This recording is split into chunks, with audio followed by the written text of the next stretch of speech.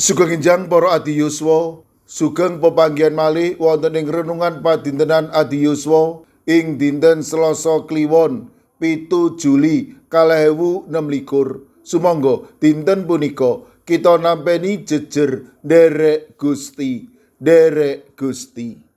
Para adi yuswa, nalika kita maos buku wonten ing pungkasaning bab ingkang kita waos punika wonten ringkasaning saking isi bab punika.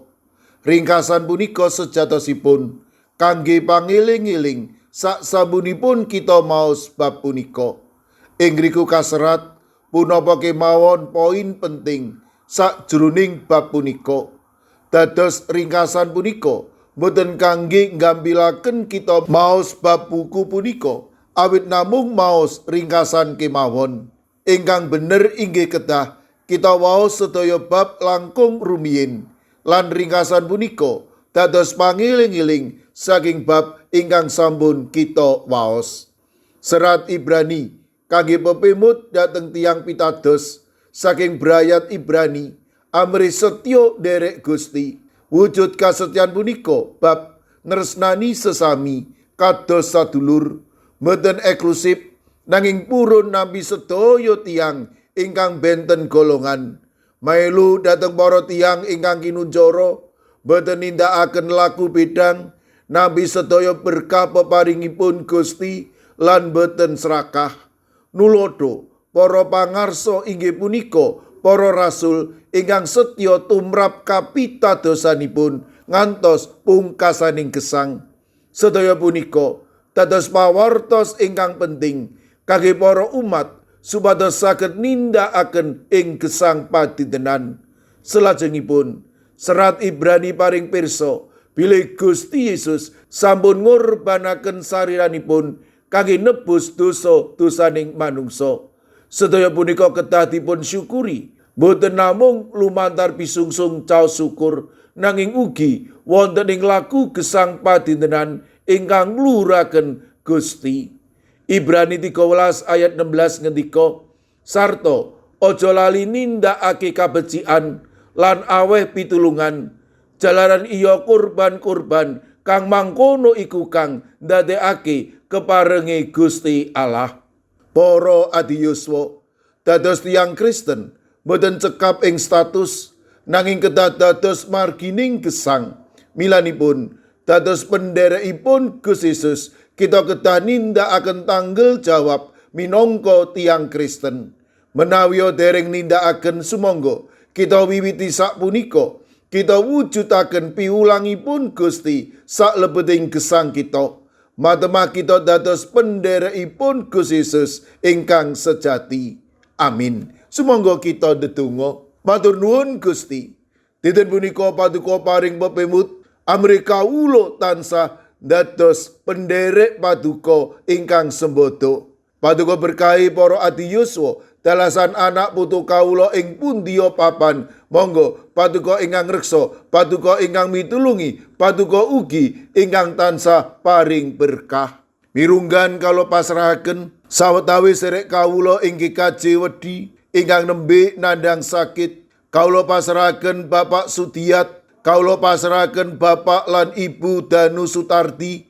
Monggo Gusti kawula pitados serek kawula punika badhe nampi wetahing kesarasan peparing paduka. Mirunggan kala pasrahaken Ibu Agustono wilayah gangsal ingkang dasak mangke nembe nandhang sakit. Kawula pitados menawi paduka ugi badhe ngreksa lan paring pitulung matemah pikantuk wetahing kesarasan boten kasupen. Kawula pasrahaken Lari Astama Kusala wayah puyutipun Ibu Sukarjo ingkang dasak mangke nembe nandhang sakit. Sawetawis serek kawula inggih kajeng gondang winangun. Kawula pasrahaken Ibu Rusminah, Bapak Paryono, Ibu Suwarni, Bapak Karsono, Bapak Marsudi Raharjo, Ibu Lagimin, Bapak Suyatno, Ibu Menik Salio, Bapak Jarod Sukmono, Sederek Agus Supardiono, sawetawis sederek kawula ing GKJ Magelang, Ibu Bambang HN, Ibu Sri Winanti, Mbak Cilik, Bapak Wiharto, Bapak Mangku, Ibu Pratiwi wonten ing pamulihan. Sawetawis sederek kawula ing GKJ Guntur Geni, Bapak Y Sudenal, Bapak Y Rasidal, Ibu Sartini, Bapak Ibu Supriyono, Ibu Joni, Ibu Daniel Suharyanto, Ibu Pratono, Bapak Stefanus Ngadiono. Kawula pasrahaken sederek kawula ing pugeran, Bapak Minto Taruno, Bapak Sugiri. Kawula pasrahaken sederek kawula ing GKJ Telpok, Ibu Wiryo Sumarto, Bapak Yutam, Bapak Karyadi. Sederek kawula ing GITJ Trangkil Pati, Bapak Ibu Karyo, Bapak Ibu Toyo, Ibu Nani Cahyono. Mekaten ugi kalau pasrahaken Ibu Otniel Ngatius ing Wonosari, Bapak Yohanes Kuncoro ing GKJ Immanuel Solo, Bapak Wijongko ing GKJ Sedayu, ing GKJ Pamong Utomo Kalinegoro Magelang. Kawula pasrahaken Bapak Mardiono, Ibu Marsudi lan Ibu Sri Widarti. Kawula pasrahaken Bapak Yohanes Mudadi ing GKJ Tuban. Kawula pasrahaken sederek kawula ing GKJ Wonosobo, Bapak Yusuf Sunaryo. Sederek kawula ing GKJ Gondang Winangun, Ibu Lasiem. Duh Gusti, kawula pasrahaken sinten kemawon ingkang wedal sak mangkin nembe nandhang sakit lan ing pemulihan. Para adiyuswa ing pundiya papan, monggo paduka ingkang reksa, paduka ingkang mitulungi, matemah sedayanipun menika paduka kiyataken lan paduka paringi bagas kesarasan ingkang wetah. Kawula pasrahaken sedaya pandonga pasambat kawula wonten ing asta paduka Gusti kawula Yesus Kristus. Amin.